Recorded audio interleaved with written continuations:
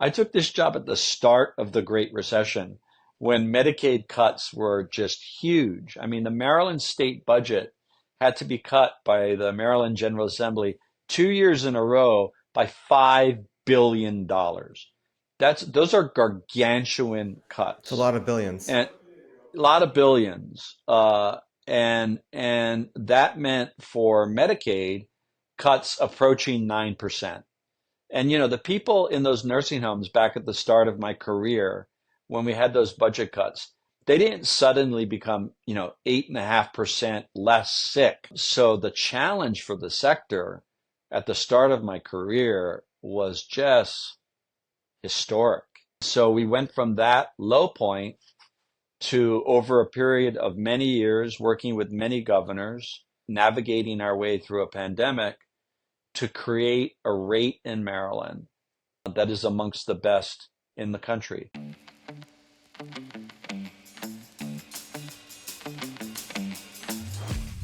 Welcome to The Long Game with your host, David Pardo.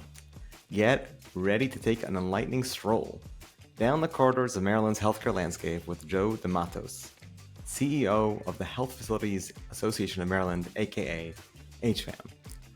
With a rich background that spans government, labor, academia, and healthcare policy, Joe brings over 3 decades of expertise to the table. Hailing from Hawaii, he's flown across the ocean and through different roles, from his days with AARP to teaching leadership at the University of Maryland to where he sits now at the helm of the largest advocacy org in our space in Maryland.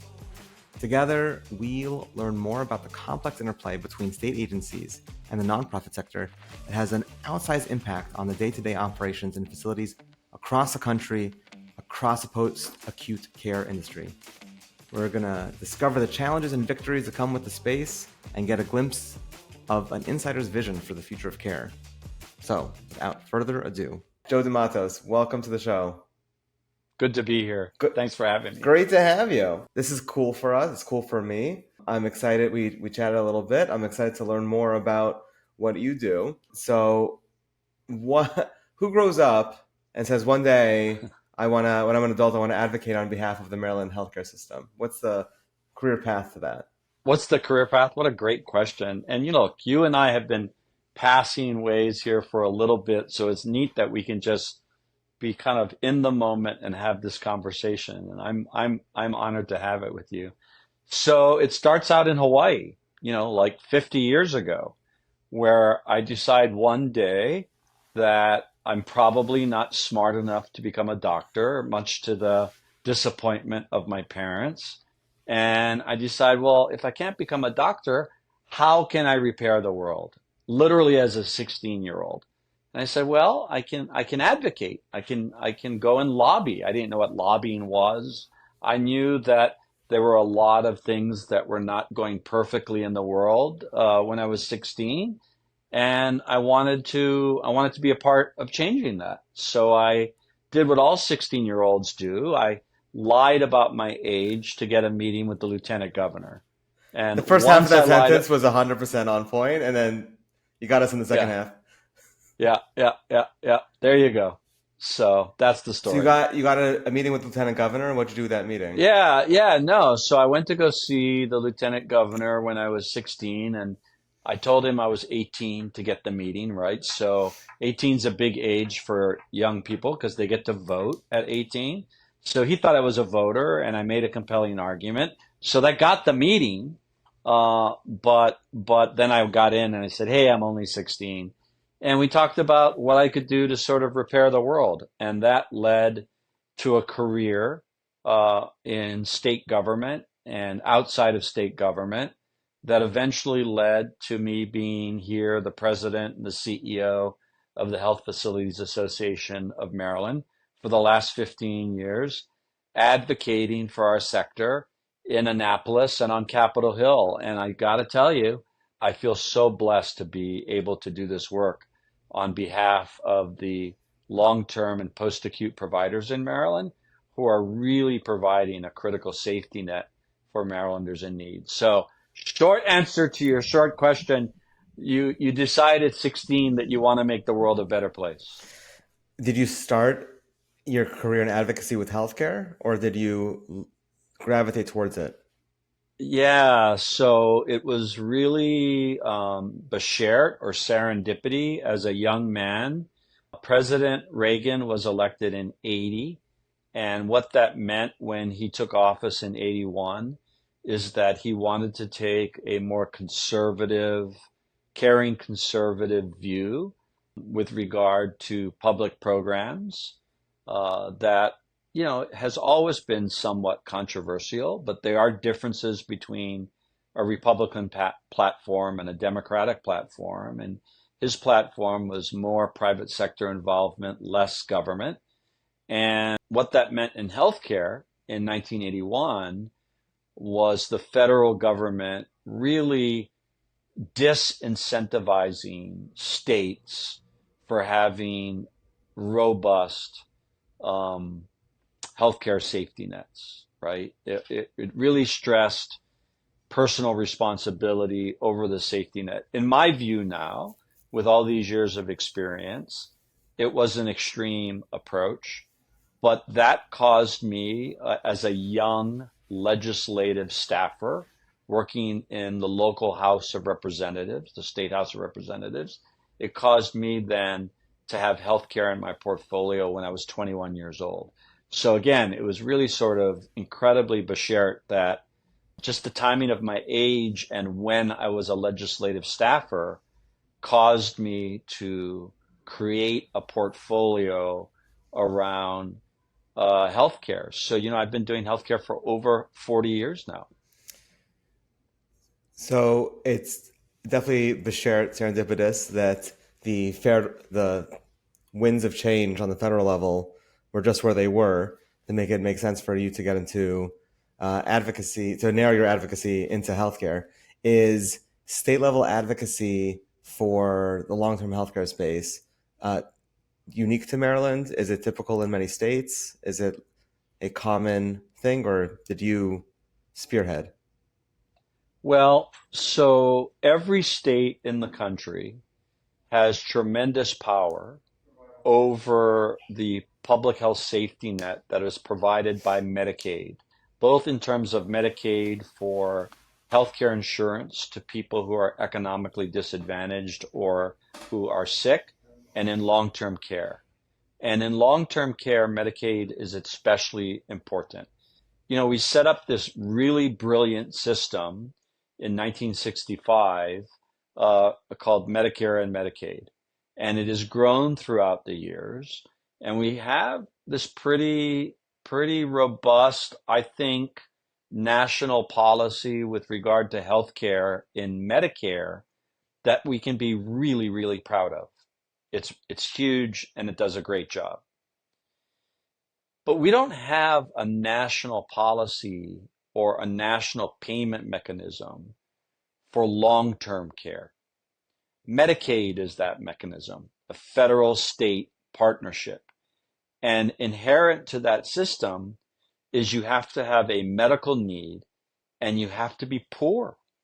And so essentially in America, and I think this is a failing of our country, um, you get care paid for by the government in a federal, uh, state partnership when you are sick, old, and poor. And I think our country needs to do better at that on a national level. But what that does is it elevates in every state the advocacy on making sure that we have adequate rates for Medicaid days in nursing homes and in other settings. Now the thing that is variable from state to state is how deep Medicare goes or how broadly it goes across other settings than in nursing homes. But, you know, number one on the objective of any state exec in this country lobbying on behalf of nursing homes is to secure an adequate rate to provide quality care to the people in the care at those nursing homes. Are you looking to expand the number of people who are eligible for Medicaid also? Well, Medicaid eligibility is not really a challenge. There, sadly, in this country are enough people who are sick and who are also economically disadvantaged. We are lifetimes away, again, sadly, for resolving healthcare inequity and healthcare disparity. So we have a huge gap in this country between people who are well and not well. And for those people, we must, it's an imperative, provide the most appropriate safety net. Now, look, if they are able to be safe and receive adequate care in another setting, where it's also at an economic sweet spot to the payer, in this case, the state and Medicaid, that's great. So if somebody is able enough to get care in an assisted living environment or even independently with a great deal of help at home, and they can pull that off, that's great. The problem is that financially for Medicaid, that's a larger nut. And in a time when we have a historic workforce shortage, having everybody get care at home is really not feasible because we're already short in the more economic settings, the settings where we have critical mass and volume, hospitals, nursing homes, and other locations. You're saying home care is advantageous, is more desirable, but is less economically attainable because of labor shortages. Yeah, I think, look, if I were actually one of my members now in Maryland, and a number of my members now in Maryland have nursing homes, skilled nursing and rehab centers, and they have a long history of having those nursing homes. But they also, some of them have assisted living properties, and they are expanding those to meet community needs. And then some of them also have home healthcare companies. So if I were an operator today, I would view the resident and the patient relative to the quality care I could provide, regardless of the setting, and in terms of what is the best setting for that patient or that resident, and go from there. And I think that is going to be the way of the future. I think we will see an increase in volume to other settings. But here's the deal. We will always need skilled nursing and rehab centers because unfortunately, we have the healthcare equity issues that are continuing. People with multiple comorbidities or a form of dementia, with a form of dementia, who need to be in a safe, healthy environment, almost like a hospital setting, and cared for years, not weeks and months.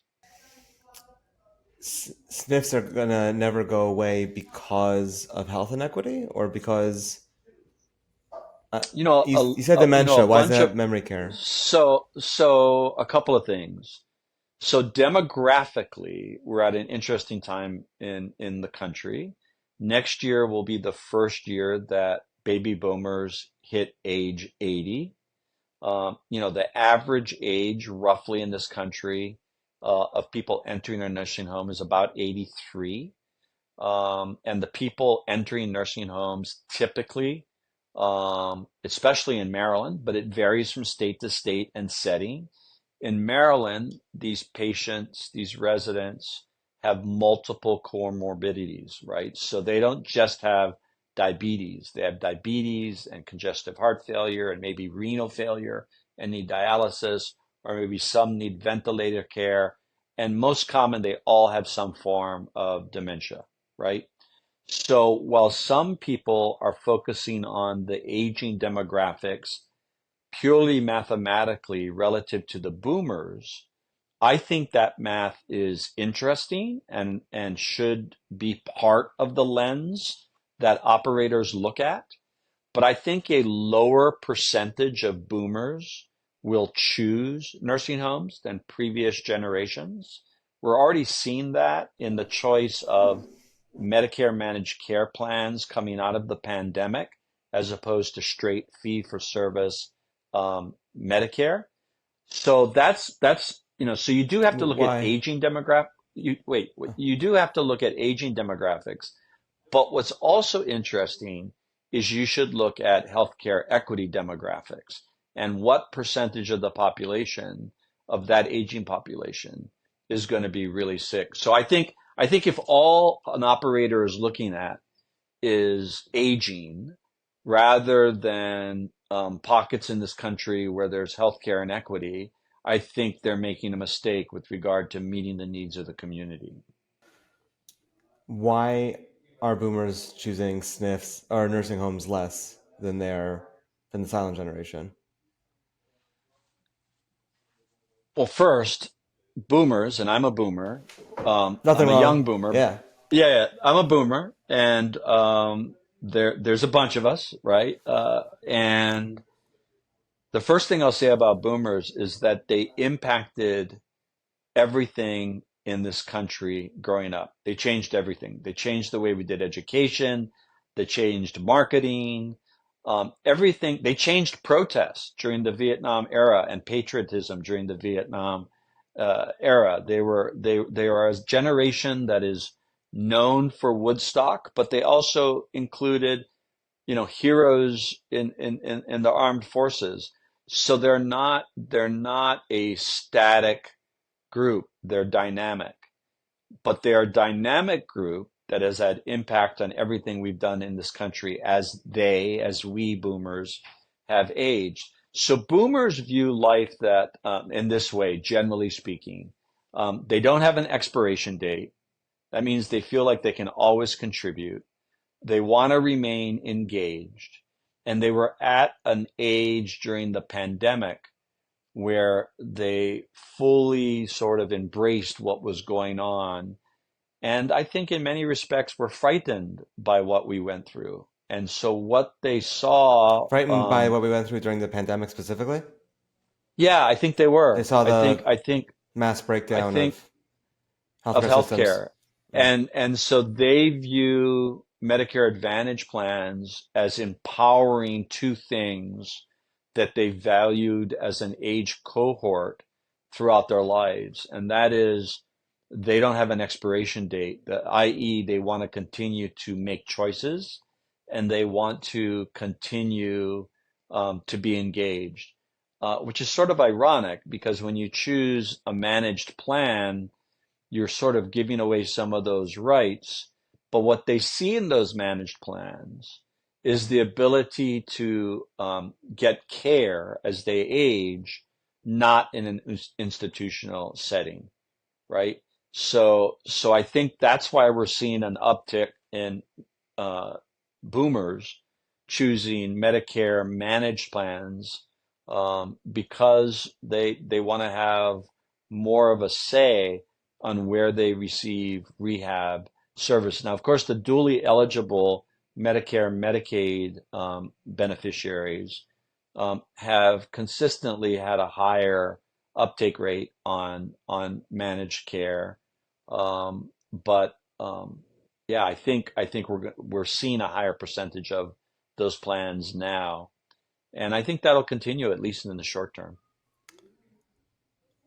I would love to spend a lot more time on Medicare Advantage and the different types, That's but our whole that's our whole next show. it's We're only like one third into this show, and we're booking the next show we're already. writing the scripts. We're good. Yeah, yeah, But there yeah, was a perfect segue there to talking about yeah. HFAM, which I think my listeners would love to know more about. So, listen, I'm so blessed to be the president and CEO of HFAM. Next week will be my 15th work anniversary. Wow. And I'll tell you, I had no intention of coming to HFAM 15 years ago. But if I had a time machine, I'd absolutely get in that time machine and I would do it all over again. I have zero regrets. You had So, no intention because you were going to do something else, or because well, like my background was in consumer healthcare policy.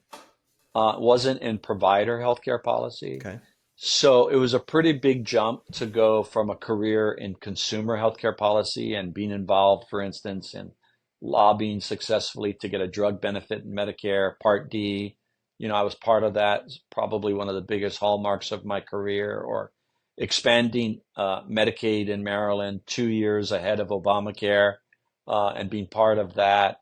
Those are all consumer healthcare policy issues. So the idea of jumping from being a relative expert with some accomplishment, both federally and locally, on consumer healthcare issues, to then go to provider healthcare issues with relatively no background was not my plan. But I was heavily recruited, and I really liked the concept that I could advocate with the sector, for the benefit of Marylanders and quality care. I took this job, again, kind of a little bit of a negative bit of serendipity. I took this job at the start of the Great Recession, when Medicaid cuts were just huge. I mean, the Maryland state budget had to be cut by the Maryland General Assembly 2 years in a row by $5 billion. Those are gargantuan It's a cuts, lot of billions. and a lot of billions. And that meant for Medicaid cuts approaching 9%. And the people in those nursing homes back at the start of my career, when we had those budget cuts, they didn't suddenly become 8.5% less sick. So the challenge for the sector at the start of my career was just historic. And there was no better time to train on the job. And there were no better partners in Maryland at the time than Secretary John Colmers. He was the ideal health secretary as a health economist to partner with the sector during that time. The sector really owes Secretary Colmers a debt of gratitude in the way he approached that work in a collaborative way. And so we went from that low point to, over a period of many years, working with many governors, and navigating our way through a pandemic, to create a rate in Maryland that is amongst the best in the country. And oh, by the way, we rewrote the healthcare regulations right before the pandemic, and we converted the rate paying system in the 2015s, and we're about to finalize new assisted living regulations. So it hasn't been just about the rate and providing an adequate rate, a growing rate for the public safety net for Marylanders in need, but it's been about navigating change. And HFAM's been around for 76 years, and we have a record of accomplishment on this front. And look, we work very closely with our other partners in our space, because Maryland has multiple long-term care associations, and we work really closely with the Maryland Hospital Association. Let me just say one thing about that. The fact that HFAM had long-standing relationships with the Maryland Hospital Association leading into the COVID pandemic, I have no doubt, saved lives in Maryland. We couldn't have done it on our own at HFAM. The Hospital Association couldn't have done it on their own. And then we had great providers, partners in government. And I think Maryland had a competitive, life-saving advantage in the pandemic, because we all knew each other. We all had each other's cell phone numbers. We had trust and rapport, and we could get on the phone with one another. So, yeah. For those who don't know, so HFAM is an advocacy group on beat that represents, I think, 156 members. Yes, thank you. You know these things. So yeah, we've Skilled been nursing, post-acute, skilled subacute, nursing, assisted living, continuing care all those. retirement. We don't really have CCRCs. Okay. We have skilled nursing and rehab centers. We have assisted living. We have some home healthcare companies. We have medical equipment companies. We have ambulance companies, and increasingly, those are all very important. And I just curious, I assume you raise money from your community members or from your Dues, dues, right? right? Yes, our members pay dues. So who joins and why do they join and why would they, meaning, No, it's a yeah. great question, right? So if you were in a time machine and you decided 76 years ago or 40 years ago or even 15 years ago when I took this job, why you would join HFAM, you would join really for two really simple reasons. You would join because there's more power when people unite and they have one voice, and you would join to advocate for adequate reimbursement for rates historically. Now, today, you join really for four reasons, four buckets, and they're all really, really important. Yeah, you do. You join for four. Number one always is you have to fight for adequate reimbursement to provide quality care. We are the efficient public safety net for people that have been fighting healthcare inequity their entire lives. And that costs dollars. And we do that efficiently. So that's always going to be number one. No dollars for care, no quality for care. Real people are hurt. And the system is disadvantaged because people stay in hospital longer. So bucket number one is always adequate reimbursement. Bucket number two is appropriate regulation, not no regulation, appropriate, fair-minded regulation. That's where we ended up with the nursing home regs right before the pandemic. That's where we will end up with the assisted living regs now. That's where we're ending up on a change of ownership piece of legislation that will be passed by the Maryland General Assembly next week. So bucket number two is appropriate and fair regulation. Bucket three really was highlighted during the pandemic, but it was a bucket item before my favorite bucket item, and it's huge now. And that's the bucket item about managing change. Healthcare's always been a changing environment, but it is now today changing more than ever because we have people that are getting older. We have healthcare equity issues that we have spoken of, and we have less resources, both federally and nationally. So more demand, less dollars.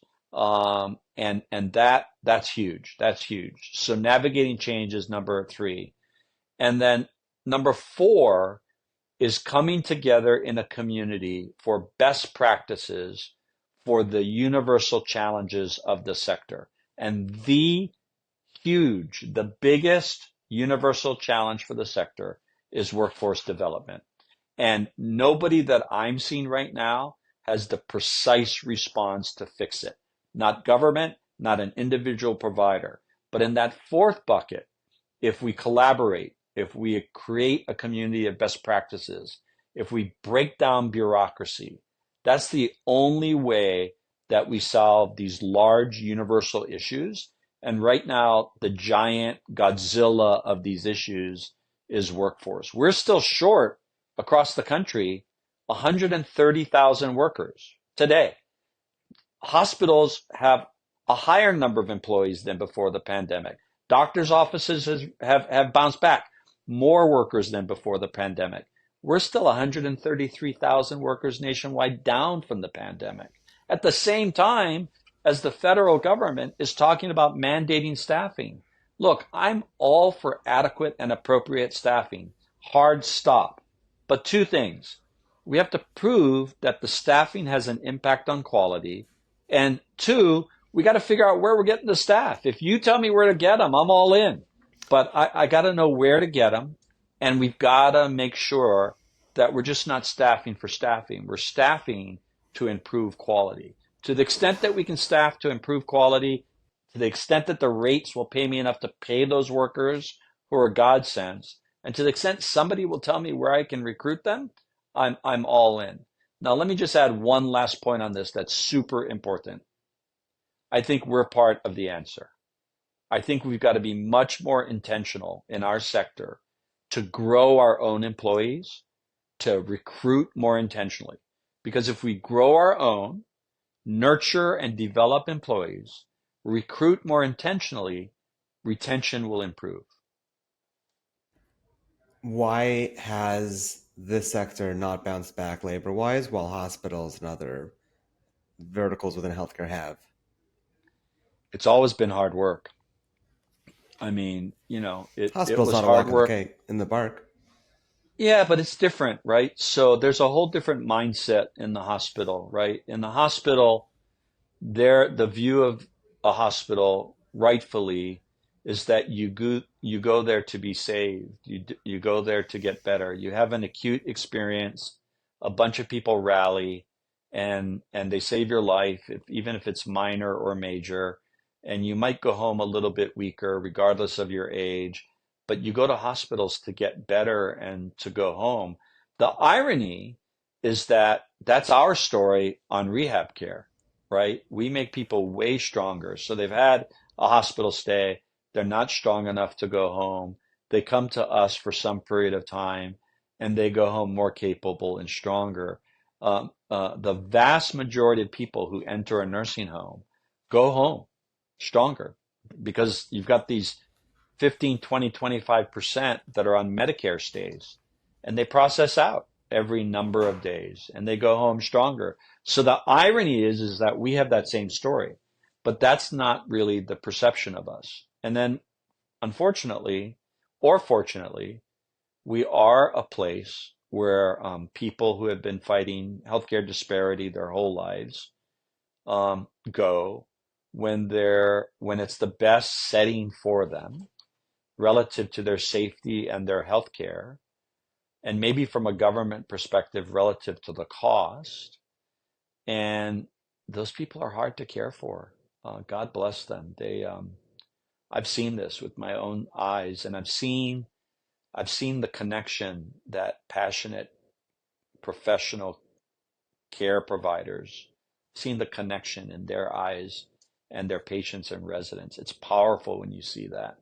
Um, so there's an uplifting part of it, but it's hard work. It's really, really hard work. You're seeing people at their weakest, most vulnerable place, and those people die. Those people die after a time. So I think that's part of it. So I think the jobs in our sector, for the most part, with the providers that I know, especially coming out of the pandemic where we really increased wages, um, I think those are quality jobs, good jobs. But the public view of them is that they're jobs of last resort. And when you do the jobs, you realize how hard they are.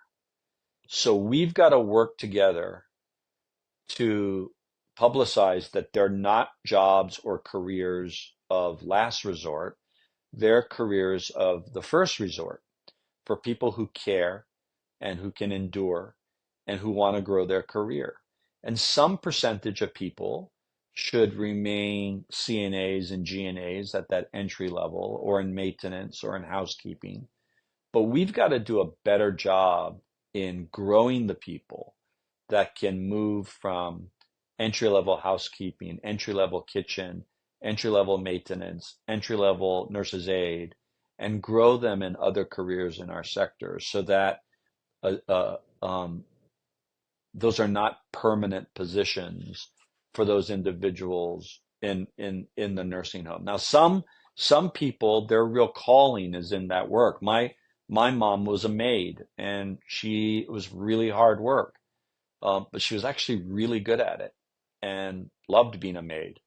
And I certainly benefited from her being a maid. I wouldn't be here without her or without my dad, who was a journalist. But a fair number of those people in nursing homes, they want to do it for 2 or 3 years and then grow in their jobs, and we've got to do a better job helping to grow them. How do we do that?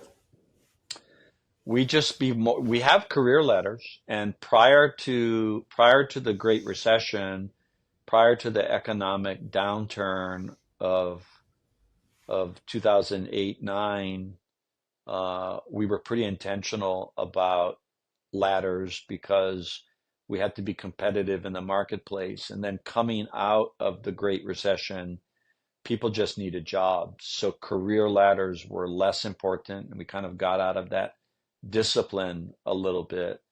Now we're shorthanded, and that's incredibly distracting to be able to be clawing every day if you work in people management or HR to recruit enough people.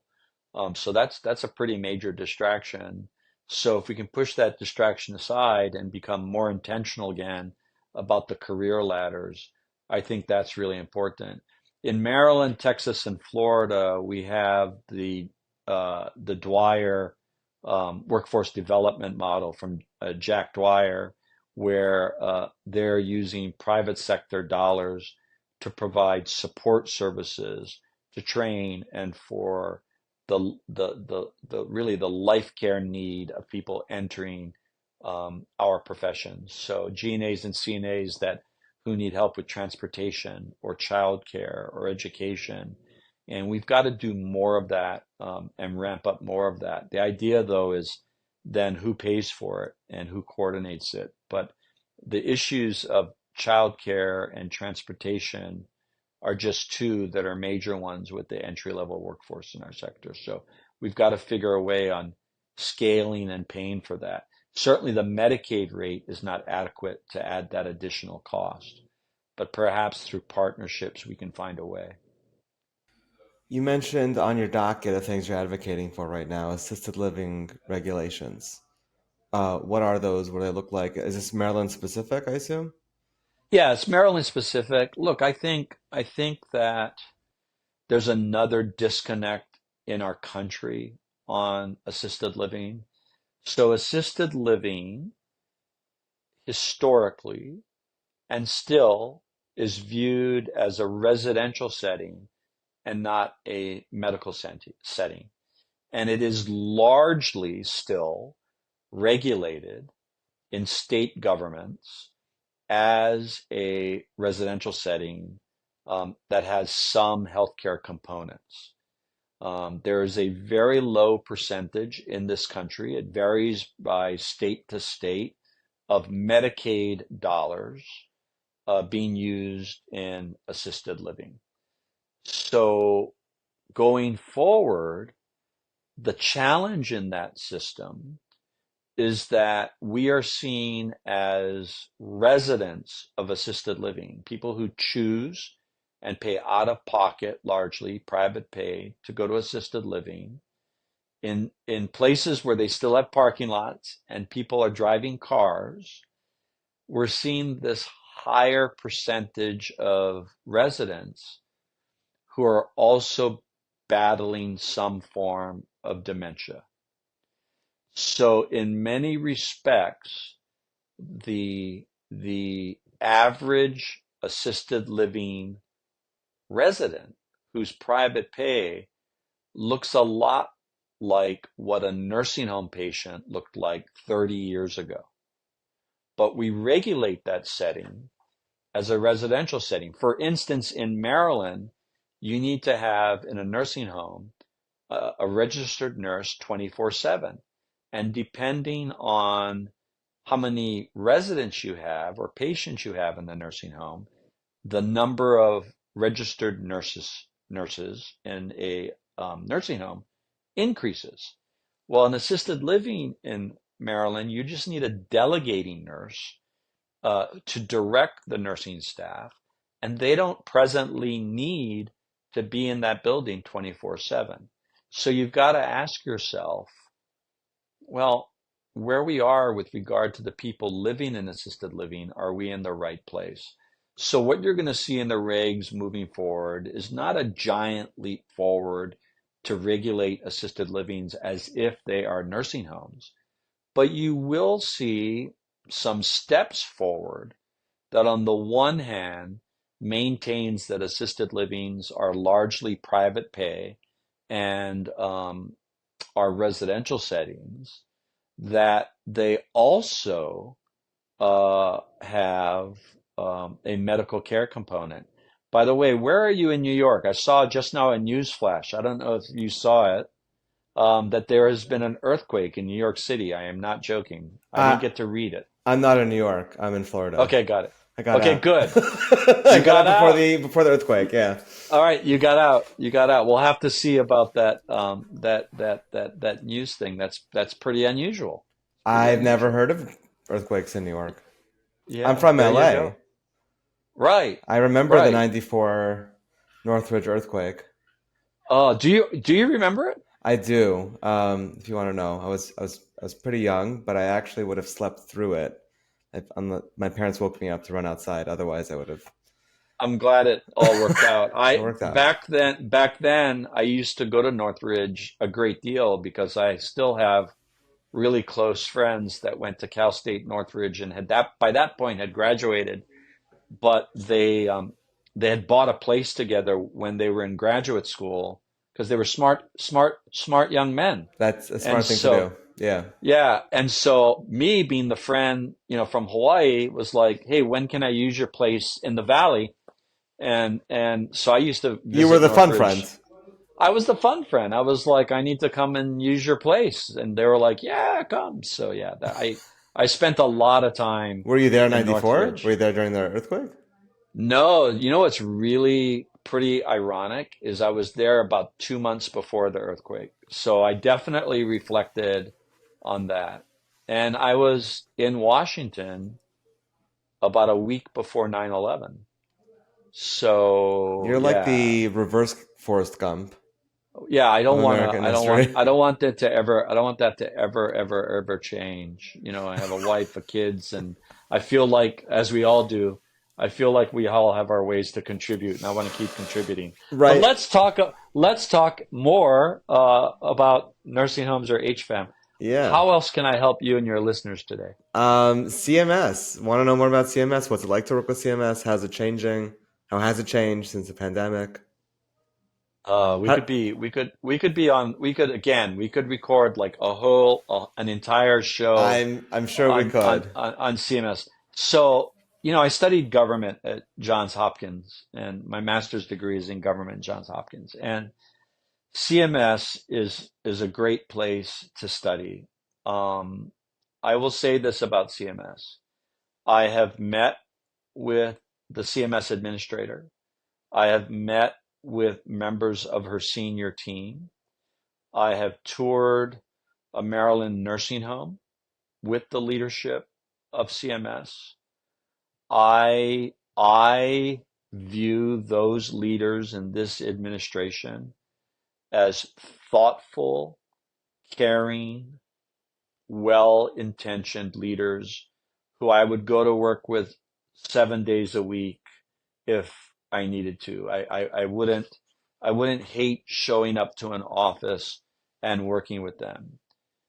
Having said that, two things. CMS is a huge bureaucracy, and our government operates um, along a blueprint that allows bureaucratic inertia, right? So you should think of CMS as a giant tanker or container ship, and you can't really turn it very easily because of that bureaucratic inertia. It's sort of set up that way as any large government institution. And and we live at a time when many of the state's policy directives are in alignment with a relatively progressive agenda on the part of the Biden administration, that is also largely driven by organized labor. And so what we're seeing right now um, is an alignment of policy that places import on the workforce before necessarily on the provider, I think. And I think that that is amplified coming out of the worst pandemic in 100 years. So while I would go to work every single day with our partners in leadership at CMS, and I respect and admire them, um, I will say that it's an uphill battle to influence policy right now from a provider perspective. We are living in an age of alignment and advocacy in the age of the worker. And I don't necessarily disagree with that. I think actually that's great. But I think it's coming at the expense in many instances of the provider. And that's unfortunate. That's unfortunate. And so it's a marathon and not a sprint. And I think there's a great deal of common ground if we change the paradigm. And instead of coming from the position of I am pro worker or I am pro provider, to look at what are our shared interests. And our shared interest is quality, is quality. Quality of care, patient, end user. Yep. Yeah. And efficiency. The thing is, we're the only people talking about efficiency. I think the government um, I don't think they're allowed to has, use that word. yeah, I think I look, we provide quality care to people who would otherwise really have difficult accessing care anywhere at a price that is palatable to the government. And I think if you look at a period of decades, the government, sort of that bureaucratic government, we're not talking about political appointees, has not wanted to publicly shout out, hey, one of the reasons why nursing homes are really important to us is that hospitals are more expensive. Um, but all of that is true. And no disrespect for hospitals. None of us could be doing the work we do without hospitals. And you saw my or heard my earlier comments about Sure, hospitals in Maryland and sure, the sure. Hospital Association. They're just Um, very different. they're just very different. And there's a place in every part of the continuum to meet the needs of the patient and the resident. What are the worst opinions that people have that you hear commonly about what you do, about advocacy? You don't have to name names. About nursing home advocacy or Yeah. advocacy in If you have like a general. really bad opinion about advocacy that's not nursing home advocacy, I'll take it. But I meant nursing home advocacy. Well, generally speaking, you know, I think there's two sides of the coin about advocacy or lobbying, right? So there's a whole group of people in this country that glamorize advocacy and lobbying. They see the steak lunches and the steak dinners and and the suits and all of It's a very that. nice suit. Thank you. I appreciate that. I like this jacket. But those dinners, those lunches, by the way, in Maryland, they're illegal, so they don't happen. Not in Maryland. They happen in other states, but they don't really happen much here. Um, but it's really a false image. Advocating and lobbying is really mostly behind the scenes and very unglamorous, and it's about building relationships and trust and being known to tell the truth even when it doesn't benefit you. So that's really what lobbying is about. It's not at all glamorous. But when you throw those two things together, the people will say, well, some people will say, well, that person's just a lobbyist. They're paid to say whatever their client wants them to say. And that's not really true, because you can't be a successful lobbyist and operate that way. Your word is your only commodity. So Right. you always have to tell the truth, both to your clients and to the people you're lobbying. Then about nursing homes in general, obviously the worst thing is that we're lobbying for the benefit of those greedy providers. And I've never looked at it that way. Labor is the number one expense in nursing homes by a lot. And we want nursing homes to be profitable because nursing homes that are profitable can provide a quality care product to people in need, and they can be sustained over the long haul. The worst thing possible is to have a nursing home that's not profitable. And that's what you're starting to see in the Northeast, where nursing homes are literally closing because they can no longer make the math work to provide a quality product.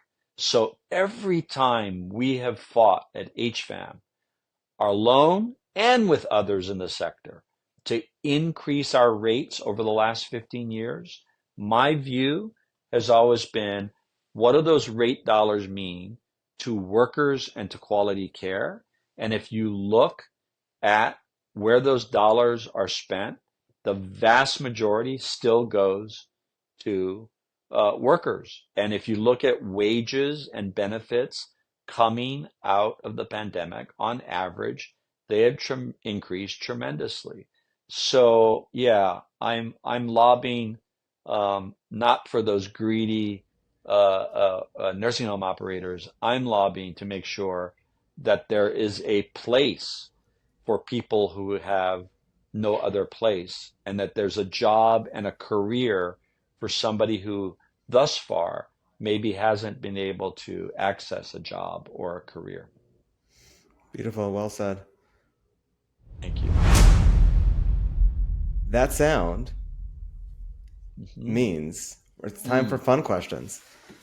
All right, let's have a fun question. Joe, what's the most life-changing purchase you have made under $150? Those would always be donations. Oh my God, that's a really good answer. Yeah, always donations. Is there a, is there like a besides HFAM? Yeah. Is there a nonprofit that you feel very close to? Yeah, right now I am raising money for the Leukemia Lymphoma Society. There are so many people that are fighting blood cancers in this country, and there's so much need for support. It's an issue that I care about from a policy perspective, but also personally. My father had blood cancer. One of my dear friends was just declared in remission in December. So maybe we'll include a link for people to support the Lymphoma Leukemia Society. Let's do it, Joe. If you have Yeah, like a special team link, we'll get that in the show description. yeah, I do. I do. All right, let's do. Wow. Okay, you win the award for most provocative, interesting answer to that question so far. Thank you. We'll have to get you a plaque or something Yeah, give me a plaque, would you please? on it, Or just donate to the Lymphoma Leukemia or Society. that. I was gonna say the plaque. That's what everyone thinks. The advocacy guys are always running around with plaques and Yeah, fancy there's like a suits whole and office with things. plaques right now. You just can't see them. Love it. You had a billboard and you knew 1 million people would see it. What would you slap on it? Hug your loved ones. Hug your loved ones. Or be kind to a stranger. Yeah. Or eat more vegetables. These are different messages. Yeah, but those are important messages. All of these chronic illnesses that we've been talking about, you can fix a lot of them with activity and proper eating when you're in your 30s, 40s, and 50s. Unfortunately, I work out, but I don't eat particularly well, so I'm not the best student of that. I wanted to say also a lot of these diseases are inflamed by social isolation and by not being close to people. So Yes, there that's you the go. common thread between your three billboard messages. Yes, yes, yes. Where do you get your healthcare news? Oh, I think for work, there's no other source like McKnight's. And then in terms of data, I'm a really big fan of Mark Zimmett and his team. And again, I told you I went to Hopkins. I got my master's degree there in government. So I'm a bit of a nerd when it comes to data. So I don't just look at the news. I like to look at the source data. And this is the guy. We started this conversation by saying you weren't smart enough to get into med school. We're ending it with time to look at primary resources and assess the data yourself. Yes, Like that. yes.